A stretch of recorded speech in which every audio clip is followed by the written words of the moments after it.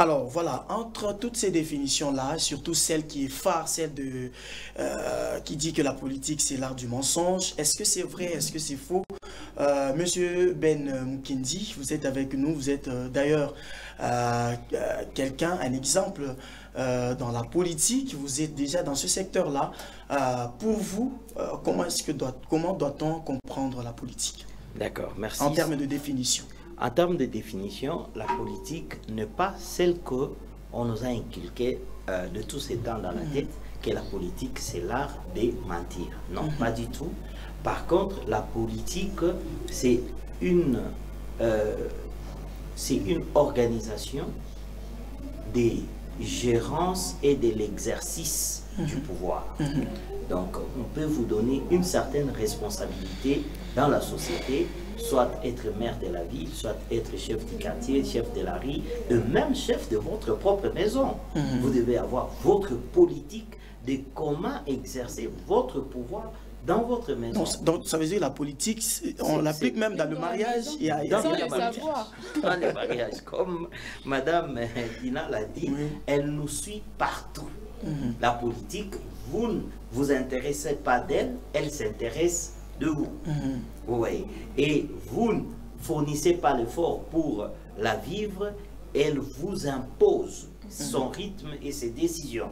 Donc, il n'y a pas moyen de s'en échapper. Donc, nous encourageons la jeunesse de l'ICASI ou de la République démocratique du Congo de s'intéresser à la chose, de s'impliquer, hein, de se former, de se préparer afin d'être un bon modèle, un bon politicien de ces pays. Puisque vous entrez déjà dans le vif du sujet, ou bien de notre thématique d'aujourd'hui,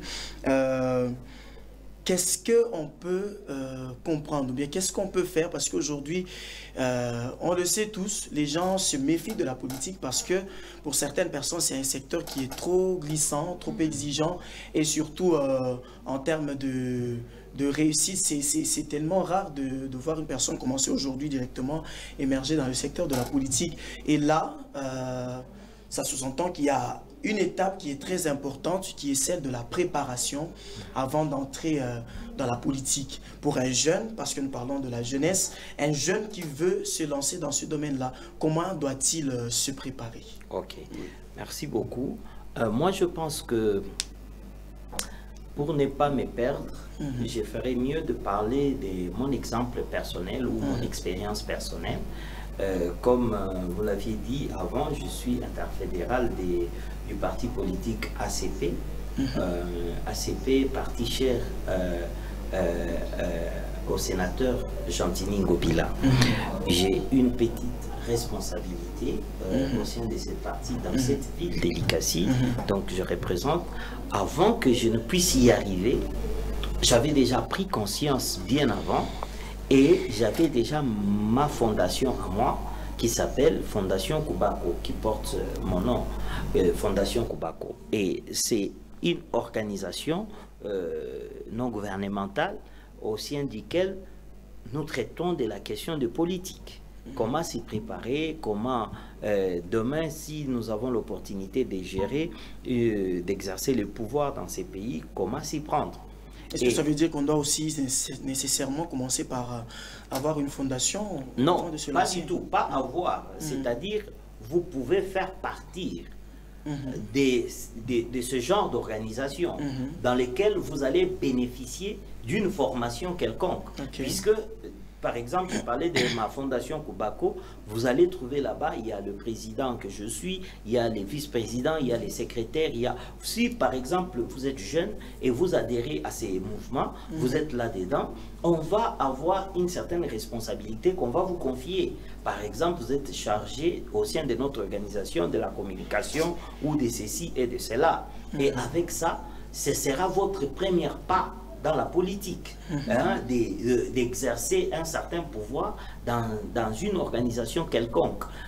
non gouvernementale ou selon les opportunités qui se présentent auprès de vous. Mais vous allez voir malheureusement, comme Madame Dina le disait, les jeunes ne veulent pas s'intéresser. Ils disent l'histoire des politiques, moi j'aime pas. Oh, ce sont des trucs de mensonges, ce sont des trucs qui mais vous c'est parce que exposent. ce sont des réalités qu'ils ont vécues avec ceux-là qui nous ont exercé la politique avant nous. Évidemment,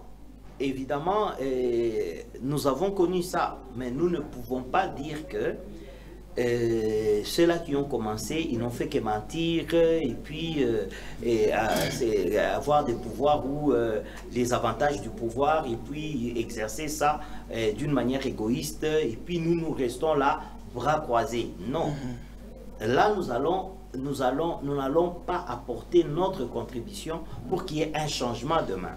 Mais si nous prenons conscience aujourd'hui et nous engageons dans la chose, s'il y a les élections, nous nous présentons. S'il y a ceci, cela, l'organisation, s'il y a un conseil à donner, nous sommes là, nous sommes disposés. Nous nous formons d'une part et de l'autre part, nous exerçons ce que nous avons comme pouvoir dans une organisation quelconque. Là, nous pouvons espérer changer les choses et espérer demain avoir un Congo fort, prospère et dynamique. Vous voyez, nous ne serons pas là seulement à juger, à dire que voilà, ces pays ne changera pas, ces pays, il faut seulement qu'on les vende, qu'on se partage l'argent, que chacun aille faire ce qu'il veut. Non.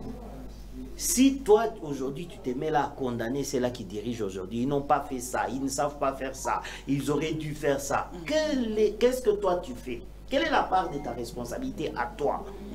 Tu es là, tu ne fais rien, mais tu te mets alors à condamner les autres qui ont tenté une expérience quelconque, ils ont eu une opportunité d'exercer le pouvoir d'une manière ou d'une autre. Alors, si tu ne veux pas apporter ta contribution, tu ne veux pas aider, tu ne veux pas contribuer, autant mieux te taire et laisser la politique de s'occuper de toi et de subir les décisions qui sont prises par les politiciens.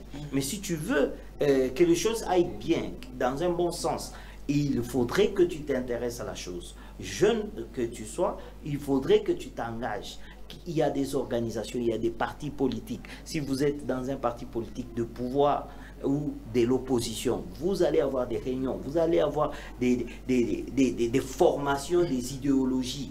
Tout ça, ça va vous aider un jour, quand vous avez l'opportunité d'exercer le pouvoir dans un milieu quelconque, de le faire et de le faire bien et des